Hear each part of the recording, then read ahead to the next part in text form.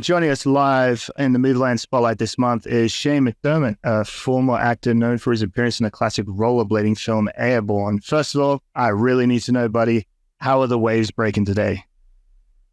We did drive along the beach today, and it's a little flat. We had a storm that came by last night. Oh, no. Yeah, it was kind of pushed offshore winds, and I currently live in Galveston, Texas, which is right in the Gulf. But the waves, it's more of a shore break.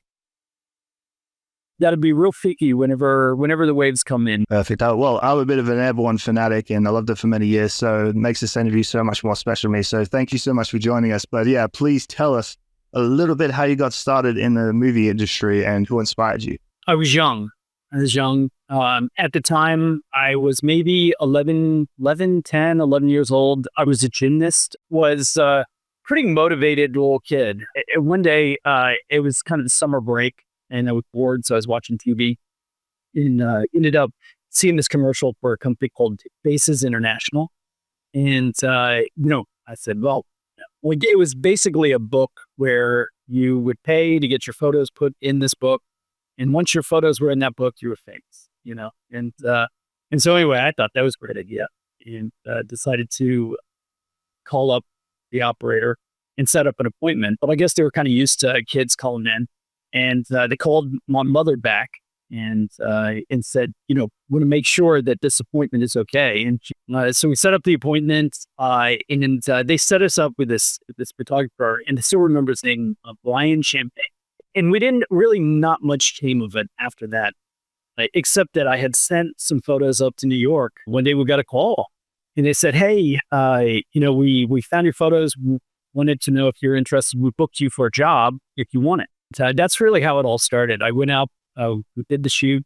Next thing you know, I started getting more and more modeling jobs. And then we moved to New York City. So at the age of 12, I was living in New York City. And then as you kind of get into the modeling, you move to acting and started doing commercials. You ended up booking my first TV show, which was Swans Crossing. I don't know if you've ever heard of it, but it's kind of another little bit of a cult classic. And then I booked Airborne. Yeah, I've seen you in modeling first, which is an interesting way to get started there. And I thought your filmography kind of started with the Babysitters Club. Is that right? Then Swans Crossing, or was it the other way around? No, it was actually the other way around. Yeah? Okay. Yeah. But no, I think you're right. And I apologize. I'm just going by IMDb and everything there. So, Babysitter's Club looked like it was more of a cameo appearance, and Swans Crossing was if you really got started and settled in something in TV, and then you went straight to your first feature role in Airborne. So how did that come about? At the time when I was living in the city, during the summers, I would rollerblade. Kind of crazy kids. We hold on to the back of taxi cabs and report to get, uptown. Marty McFly in it. So, and that was, really that was a summer transportation. Lived at Rose Island, there's a little tram that takes you from the island to Manhattan. So we'd get our blades on, take the tram over, and just skate the city all day long. And so when Airborne popped up, and then I got the script for it, and obviously I was super excited. I had actually been, I've been a skier most of my life. And this was winter, of course. So really, I was up skiing. And I came back for the audition because I'd spent a few days on the mountain skiing. I had this nice kind of sunburn, not sunburn, but like a nice little ski tan. And in the middle of winter, I came in and really didn't know what to expect. I had read the script, absolutely loved it. But I came in and just immediately hit it off with the director, Rob Bowman, and Steve McVitie, who's the executive producer. Funny enough, I had brought my rollerblades to the audition, and so they said, well, can you skate? And I said, yeah, actually, I can skate. And so Rob and I went out to the streets, for a couple hours. I showed him some places I like to skate in the city. And at that point, next thing you know, boom, I booked it. Bringing those rollerblades to that audition really helped a lot. That's a good one there. That's another question I was having there around that audition time. Was there any other actors in line around you that you can remember? Not really. So at the time, I was in New York, and at the time, this many years ago, but really the two casting areas were New York City and Los Angeles. And I don't know if any other actors were booked out of New York. And funny enough, that Mitchell Guzman, California Kid, was booked out in New York City.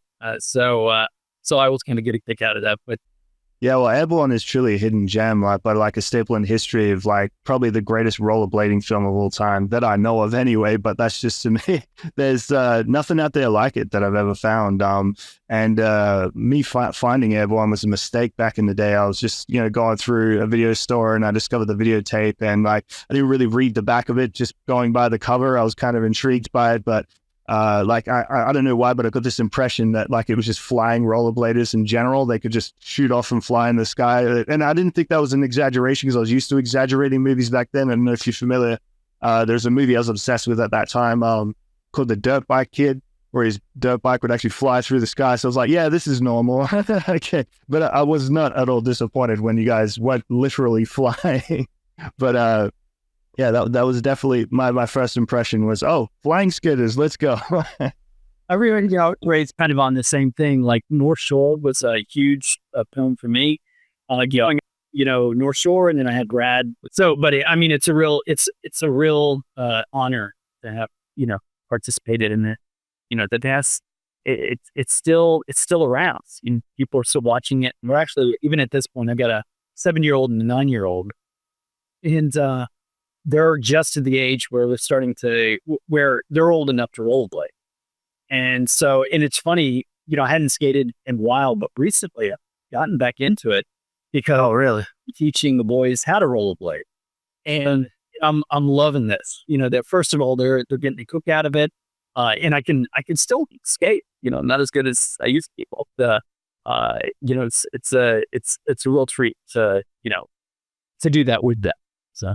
Yeah, no, well, the honors rule of the privilege comes for us, like the treat that you guys served us. Like, it's an absolutely amazing film. So thank you for doing the film. So yeah, one of my main accomplishment here is to bring more awareness to people who have missed out on it back then, because, back in video store days was a little harder than, say the new Netflix release or etc. So like trying to bring this one up on the pedestal it deserves. Even today, it's still a great watch. One thing I've noticed about the film recently, over in the last couple of years, is that you had a stuntman for some of your skating work in the film, which is Chris M. Edwards. But he also played the bully, a bully in the film named Walt, with the wingman of Chocolate Stain Blaine.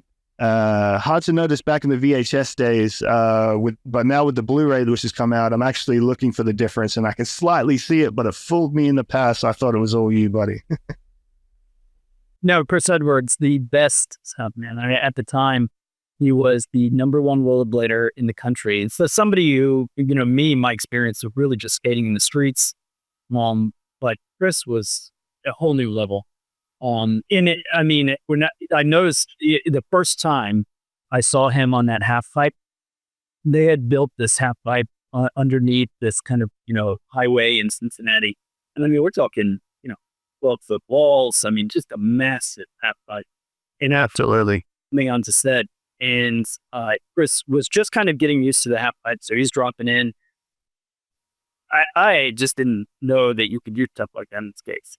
So he was seriously, he must have been, I exaggerate a little sometimes, so 20-something foot, 25 foot in the air. He was definitely 10 foot over the top of the half pipe, giving flips.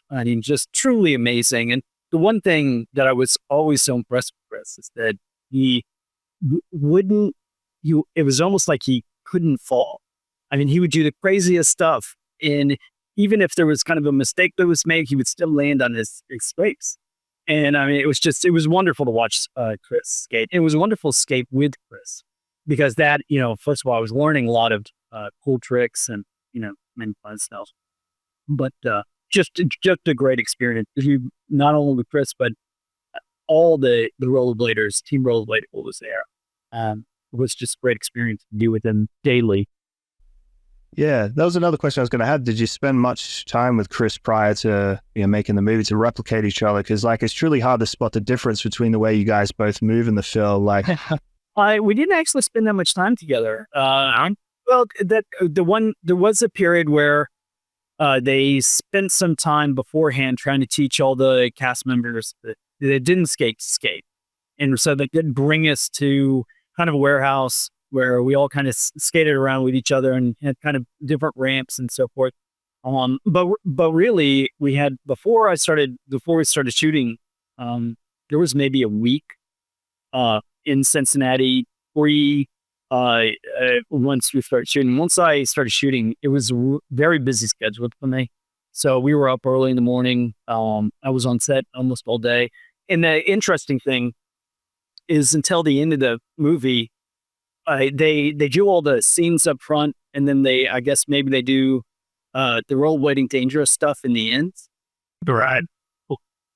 And that's when I spent most of the time with all the guys from Team Rollerblade and Chris, where we were on the mountain. And at that point, I was having a blast. I mean, I loved working with those guys. I loved the way it was set up. They had this motorcycle with the camera on the back of the motorcycle. Right. Of course, we're shooting out these scenes, kind of these, downhill, fight scenes. I don't know if you call it fight scenes, but where we're wrestling back here. And of course, we were going down those hills pretty fast. And I loved every minute. I mean, it was great. I think I held my breath through the entire sequence of that Devil's Backbone the first time I watched it. I was so entertaining, and still to this day, like if you've got Airborne on in the background or whatever, when that part comes on, you're just like, I got to watch it again. It's truly spectacular scene you guys shot there. Yeah, it's funny. We had a little get together of the house for one of the anniversaries for the movie, and it was old enough that my boys, were old enough that they could watch it. So we invited a bunch of their friends over, and I was hoping that they would, enjoy the whole movie. And of course, they're younger. They're seven something. Anyway, we put the movie on. About 5 minutes in, they got bored, but they came back. That downhill scene. Next thing you know, once we got to the downhill scene, the whole crew of kids show up. Yeah, they loved it. So I agree with you. That downhill scene is. Don't get me wrong, I'm not saying the movies are boring at all. To me, I'm glued to the whole thing, but I just mean I watch it like countless times. So it's like, it's just what do you call it? That comfort movie I put on a lot of times. So it's just playing. But yeah, when Devil's Backbone comes on, I got to watch this again. The whole film is a masterpiece, but don't get me wrong there. Mitchell was crazy about surfing in the film. I was wondering, did you ever surf at all? Yeah, I started surfing after I did Swans Crossing, which was shot in New York City. It was shot in Queens, great studio, Kaufman Story Studios. And I remember we had shot our first 65 episodes, and it had been picked up for another season. And Montauk, out in Long Island, is kind of the end of Long Island. I had a couple friends, Kevin Jabarte and Dad Jabarte, kids I grew up with in New York. And we decided we were going to go and spend a week out in Montauk learning how to surf. So I surfed beforehand, but it was really afterwards that fell in love with surfing. So. Yeah, that's cool. I'm just trying to see how much of Mitchell is in your real personality. So forgive me for fishing for details there. I love it. No, I already see a lot of resemblance. So it seems like, Shane really comes out in Mitchell a lot. And that makes me even happier that, you're that truly golden dude that you portrayed in that film. Hey, I tell you, if I can be even close to Mitchell is spectacular. That character is such an inspiration, even an inspiration to me. So I love. Yeah, no, your character was very inspiring to me as well. I even found me and my friends back in the day putting on rollerblades, trying to rollerblade, but like I'd never rollerblade before. So the only thing I remember about that is the bumps and bruises and everything. But yeah, I love the film that much. I even wanted a surfboard, but I didn't get that far. Being in Australia, I think I'd hit the beach and stuff, but I don't. I'm more scared about Peppy.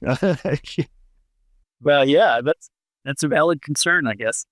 Yeah, as I say, the writing for this film is amazing. The characters and location, everything's just perfect. The director, you said before, Rob Bowman, who also directed another favorite film of mine, Reign of Fire, and also the X-Files movie, needs some serious credit for this hidden gem. Like, how was it working with him? Amazing.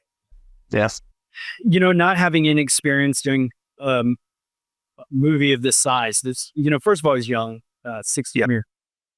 And then also having had almost no experience except for Swans Crossing and Babysitters Club, to be able, and this is where I really credit Rob Bowman and Steve McDermott for helping me through the process. Without that support, there's absolutely no way I could have made it. But really, Rob was just a force. So they were great to work with. What was Cincinnati really like? Like, as per the pitch of the movie, made it more or less like a fish out of water experience for Mitchell, but it generally seems like a nice place, like as simple as it presents itself to be in the movie. Cincinnati, it was great. It was an interesting experience because we were we were set up at the Omni Hotel, which was downtown Cincinnati. So the first kind of experience, like when I got there, it was winter when we started filming. And I had, they set me up in a hotel room. And at the time, I don't think Cincinnati's like that now. I've been back recently. I mean, I'm amazed at how much it's grown. And it was a beautiful city to begin with. But the downtown would close down early. It was kind of more downtown where the hotel was. It was more of a business town. So at 6 o'clock or 5 o'clock, people would go home. The whole city would shut down. But it made for an interesting experience because in a way, it's almost like it became my city or the past city because we were the people that were there and it was pretty quiet everywhere else. And really, the hotel was really one of the only places kind of eat within walking distance and so forth. So it created this really interesting environment that I loved. The Omni is a beautiful historic hotel. When you go on to sets like this, even when we did Swans Crossing and we were in Kaufman Story Studios, which is also an amazing studio in Queens, we were spending so much time there that it becomes kind of home. And that's how the Omni was and how Cincinnati was. The experience of just, us shooting in different beautiful locations. Just all these cool little places to shoot. But the thing that I love, and I still think back on it about Cincinnati was when we shot the river scene, the city lit up all the lights of the building and really made for a beautiful skyline. It's a great city. And actually I'm excited to bring my boys back. Kind of show them around the city. Another great thing about this movie is the music. Like, I tell you, to this day, I get caught blasting My Love Is Good Enough, the Flower Garden song a lot in my car, Afterburner, the guitar shredding song, and Right at the Tip of My Tongue as well on Spotify all the time. Like, those types of songs from movies, like the moments from the movie just play in my head when I hear them. So they become property of the film to me, like makes music that little bit more special to me when I see them in a movie. Makes the film more commercial as well, outside of having a score. Like, don't get me wrong, the score is also amazing, but those songs and films that just generally make the film pop. I just wanted to know, what are your favorite musicians to listen to, like just in general? I have I have a wide range. I guess I would say the musicians I listen to a lot. So I'm a runner now. I spend a lot of time just running. In Toots and the Maytals, have you ever heard of Toots and the Maytals? It's kind of about reggae. No, not really. Yeah, it's pre Bob Marley. Okay. Great music to run to. Good energy. You can't go wrong with Jack Johnson when it comes down to just a very nice, relaxed vibe. I love oldies, Sam Cooke, Percy Sledge. There's something about the blues and the emotion that's in that music, and I absolutely love. And funny enough, I love country too. Living in Texas, we spend a lot of time listening to whether it's old country or the newer stuff that's coming out. So I'm all over the board. Seth Green and Alana, who played Gloria, developed an off-screen relationship after the film. I just recently heard. Did you and Nikki have any sparks in the air after that? No. I think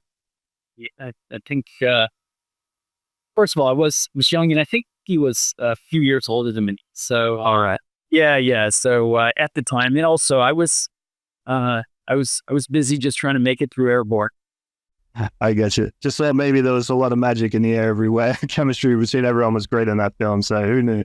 Yeah. Well, no, she was wonderful to work with. I mean, all those characters, it's just And I fed off of that a lot. I mean, yes, Seth immediately after that, whenever I met Seth was so experienced and so funny and so talented, but also was very giving and helpful. So someone like me who had no experience, he was able to immediately make me feel comfortable, and we shot a lot of scenes together.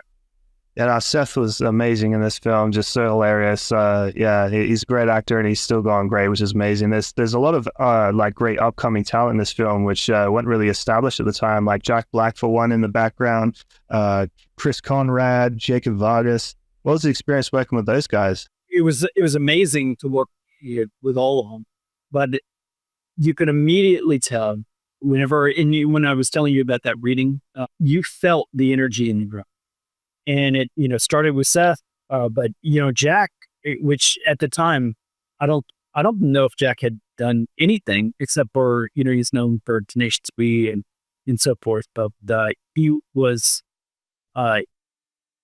just the creativity that came out of him. The camera would turn on, not even when the camera was on, but this, he was so creative, and he really kind of stole the show. You could, and everybody knew it. Like a few weeks in, between Seth and Jack, it was just unbelievable. So in a way, I kind of fed off that energy. Just I would watch and try to hoof up. Guess that's a way to put it. And I was just lucky enough to have had the experience to work so closely with those guys. And don't feel like anyone stole the show from you. You definitely ran wild on that one. I wanted to be Mitchell Goosen for a long time. So, yeah, you won the number one on that one for me, buddy. But yeah, Jack Black is easily one of my all-time favorite actors. It's amazing seeing him grow up and progress, like from Airborne, which I think is his first film. But I was noticing him all around other films in the background. He was always playing the bully around this time. Neverending Story 3, did you ever catch him in that? He's the main bully protagonist in that film. Waterworld, he's in that as well. But yeah, no, I love this, especially from Tenacious D, and now he's massive. Do you keep in touch with him at all, or? No, recently it's been interesting because everybody, and I don't know if it's a 30 years since the movie was done. Seems to be a lot of focus on these older films, which I love. And recently I've been doing a lot more interviews. We've been doing screenings. And Jack hasn't been involved, but we did do a 30th anniversary kind of little get together. And Seth was there, and Chris Edwards kind of put the whole thing together. And it was a real treat kind of seeing everybody, but kind of added a loop. But I am loving every moment of, people reaching out to me like you. I think this is a real fun experience. So, tilt up. I appreciate that. One thing about the film, I also just get drawn to a lot, is the mysterious character in the score, which doesn't say a word, but he's heavily focused throughout the whole group. You got to tell me the story behind Rosenblatt. So Rosenblatt, and this was because I spent so much time, Seth and I were working together quite a bit, and I think there was a lot of off-screen time with the Tim Rollerblade and a lot of the other cast members that were, and I think the story was, and once again, I actually wasn't at this. They went to a hockey game, and at that hockey game, I guess there was a hockey player named Rosenblatt. Cast was there, and everybody started chanting Rosenblatt, Rosenblatt, and somehow, it's funny. That's what I love about movies. These moments can make their way into the movie. Yeah, that's funny. I wonder if the real Rosenblatt knows you guys got influenced by him at all. That's kind of a hidden Easter egg I'd like to know about. But it's just great that it seemed like they put this last minute character in the movie that they had no dialogue for him. So that seems like why he has no dialogue. So they didn't plan that. So it's just, there he is, pop up, go away. On Devil's Backbone, by the way, was there any accidents on that hill? Yeah, I had a couple. I do remember one in particular, and as I told you, we had a motorcycle, and the back of the motorcycle they had somebody driving the motorcycle, then they had a cinematographer, and then, they had two people running the camera. We're going downhill, we're going through the roads, and we're going very fast. We're kind of fake wrestling. Somehow my skate slipped out from under me, and we were going fast. And I had this sweatshirt that was on, and when I fell, I actually fell on my back, and the sweatshirt came up, and it just ripped the skin off the two muscles. And obviously it hurt because I popped up, and you actually got that. You saw me go down, and I was gone, and all of a sudden you see me pop back up. Lots of pains. I had to sleep on my stomach for about a week. So that would have been tough finishing the rest of the scenes up, I'm sure. Was it scary to shoot on that hill, or does the movie make it more serious than what it is? No, I think when you're in that kind of environment, first of all, it's very professional and very safe. So you get me wrong. I wasn't, was trying to be a better skater than I was. These like Chris Edwards, it was amazing what he could do. Yeah, as I said, I loved it. I grew up skating the streets of New York, and trust me, I've gone down a number of times, on the streets, and it's just part of skating. But there wasn't a moment that I didn't love. I love going fast. I love kind of the uniqueness of it. You just knew that all the talent that was there, it was something special. So there wasn't a moment that I was concerned. Probably, but women, I love. Young and crazy. I'm actually kind of curious, is Devil's Backbone an actual street, or was that just hypothetical for the movie? And also, was those collection of hills an actual hill, or were they just separate hills just meshed together for the film?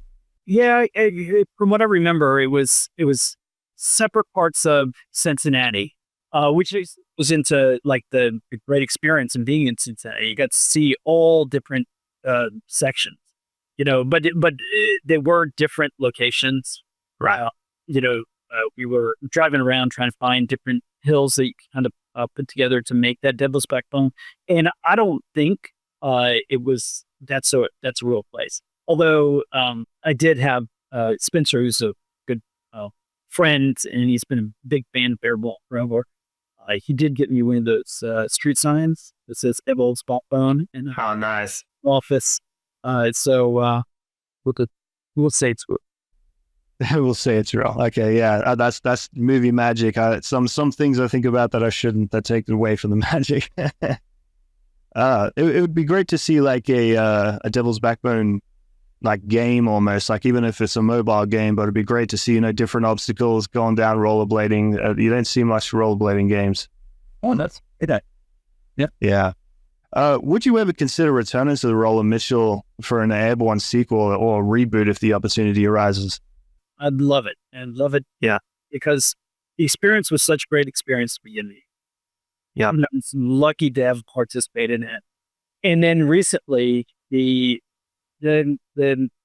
enjoyment that I get from hearing from people that the movie affected in a positive way. If there's anything that I could ever do to continue that Mitchell Guzin Airborne, I would love it. Not only for me and for the fans, but I would love to see my kids grow into Airborne or Airborne 2 or whatever I can do to keep this going. That'd be great. But yeah, how do you think a sequel would play out if there was one? So recently when we were in Santa Fe and we did the screening, it was great because, we watched the movie, which just a blast in movie theaters. So I haven't seen Airborne in movie theaters since really it came out. Yeah. For me, it was a great experience just to see the movie back up on screen and so forth. But then afterwards, we did kind of a little Q&A, which was great also. And this question came up.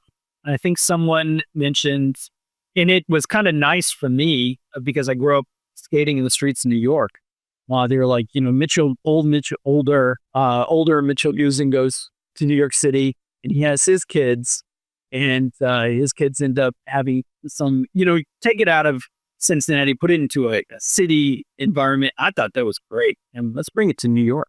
Change location for sure. Yeah, that's good. But yeah, I was thinking the kids too. That's a good way. mentoring in like next Karate Kid style. Going back to the 90s version, if there was a direct sequel back then, do you think Mitchell would have moved to Cincinnati or gone home, hypothetically speaking? Where would you have liked to have seen it going? That's an interesting question. Because at the very end, like he wanted to go home, but then like he kind of, made friends with everyone. He's got a girlfriend now. It seemed like he's pretty settled where he is. And like mom and dad come home from Australia. It's like, I'm kind of liking it here now. Well, I guess, thinking of it, yes, older man now, I would say probably what would have happened is that he would go back for his summers. I had a few ideas for a sequel. Like maybe the Preps wanted redemption against Mitchell, or we can make an origin story about Rosenblatt. One of the two. We'd rip that back, yes. The Goosen family ditched Mitchell at the start of the film so they could go study the Australian wombat. I'm wondering, did you ever make it out to Australia? Oh, I wish. Yeah, no, I would absolutely love. That was, it's definitely on the list of places that I would love to go. So, and hopefully if I make it out at some point, we can meet up and we'll grab dinner. Absolutely. We've got to get an Airborne screening while we're at it. Get all the rollerblades down in town. Gotta say, do you know much about Australia in general? Anything that interests you? The knowledge that I have about it, I've had a number of friends that have gone and visited and so forth. Absolutely want to go to Sydney. And I want the Opera House. I would love to be in that space. I would say that the thing that's most appealing to me about Australia are the Australians, because they have a unique energy and a unique positive. Airborne was the only feature film. What led you to leave making movies in the past? I guess with me, I've always had a, I don't know, maybe the best way to describe it is a wandering soul. Where at a young age, I was a gymnast. I ended up moving up to New York City. I spent a number of years in New York City. Did Airborne. Spent a lot of time traveling. Never made it to Australia, but spent a lot of time traveling everywhere else. And which I probably should have been working instead of. But it was one of those things that I found another passion, which I still do today, which is paint. And I started painting. I just fell in love with art. So we went to school for art. And just after a while, I just kind of ended up moving that direction instead of auditioning for movies and so forth. And I think it was around the age of, 7. So it was many years. I mean, I was in New York City. I'd lived in California for a while. I was in Los Angeles for 2 years, San Diego for 6 months, a year, something like that. And then surfing every day. And at one point I just said, okay, my dream was actually to buy a property and then turn it into an art gallery. And, just paint all day and sell the artwork. And it's funny, it didn't totally work out that way. I ended up getting into real estate and home construction. Just really got involved in the real estate. And then I ended up buying an old corner store 9 years ago, 5 days after my first son was born, which we refer to as the corner store.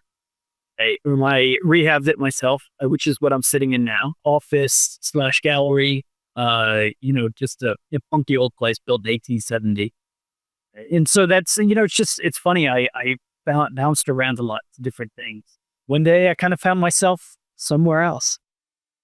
It's absolutely fine. Like you do what you want to do where your heart's at, and I appreciate that. Like you left us with such an iconic film that like we'll all cherish forever. So even though your heart isn't returning or really doing it, then we'll be rewatching that original, and it'll never get boring for us. So don't even worry about us bugging you for more. But yeah, I've been following your life for a long time, so I know you dabbled in art. Like I'm a big fan of Bob Ross and movie artwork, so I can definitely appreciate that field of work and hobby.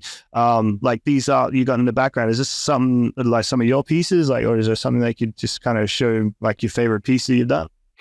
Well, I have a lot of pieces. So in still painting, not as much as I wish I had time for, between kids and work and everything like that.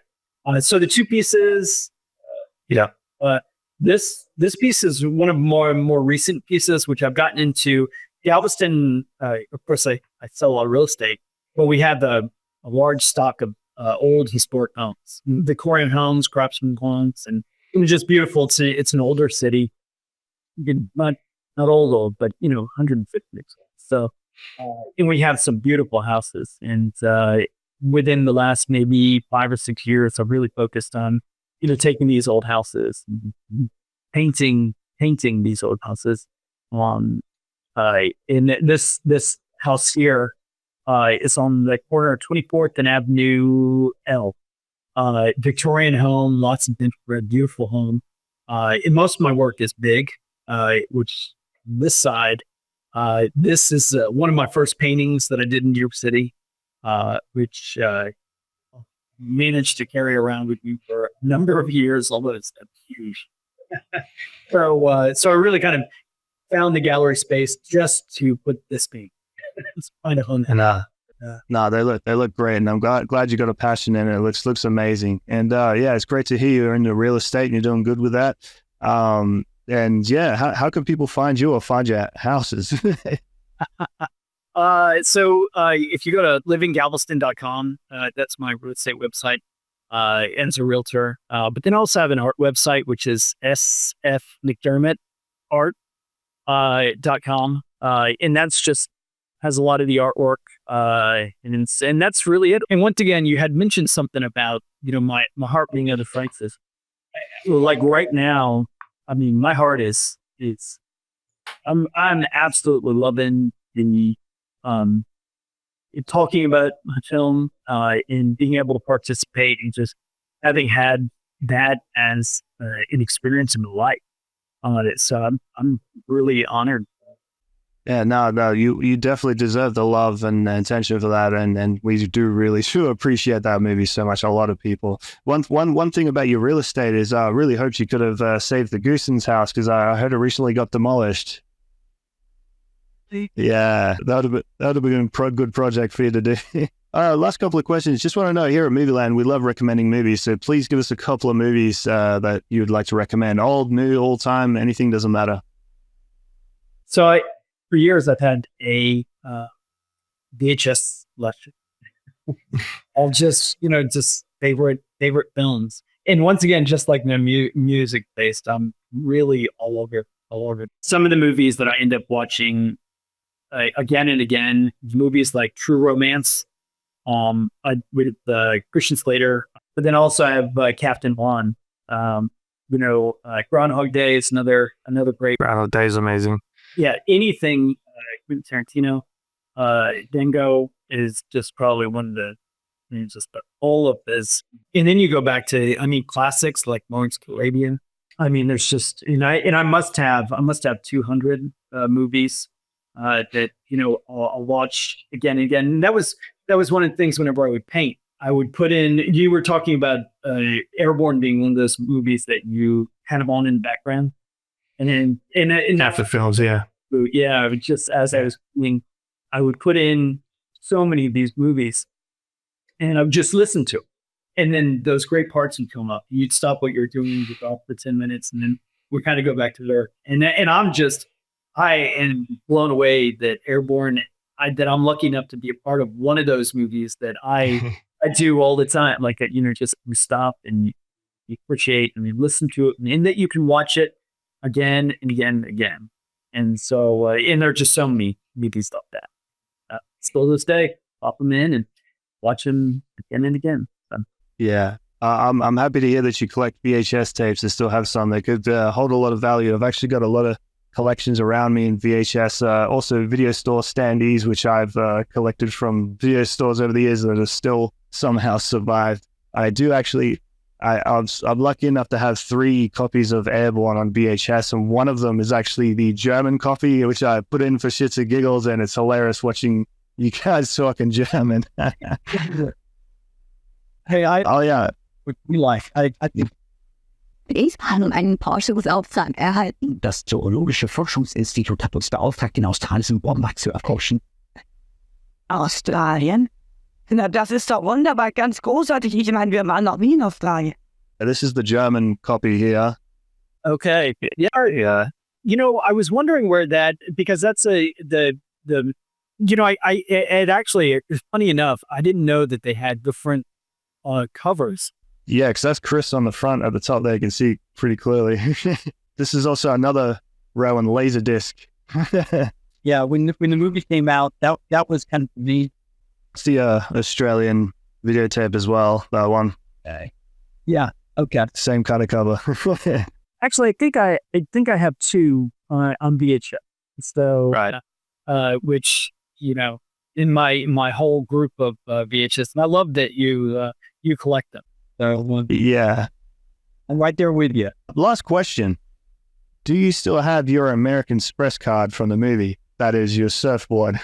I was lucky enough there was one thing that Steve McBeady allowed me to take from the movie, and I have it in my home office on the wall. It's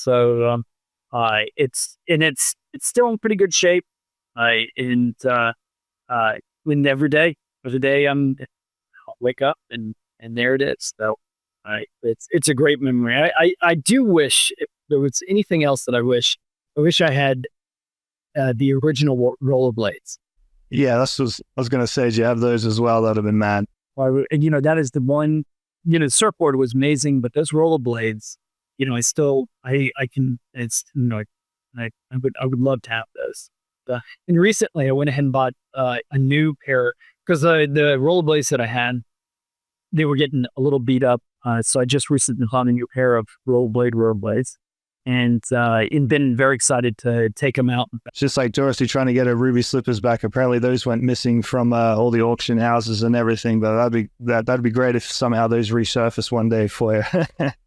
But yeah, Shane, I can't thank you enough for taking the time with me today. Any inspiring quotes in Spanish you can leave us with? Memola es mía, the wave is none.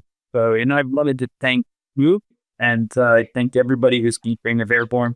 I'm honored to been a part of it and love all the communication that I get. So just keep it coming, and thank you again. I really enjoyed this. So let me know if I can do anything else. So. Absolutely. Well, the wave is truly yours, buddy. And don't forget to be kind and rewind. Thanks again, bruh. I wish you all the best with your family and your new business. Thank you so much.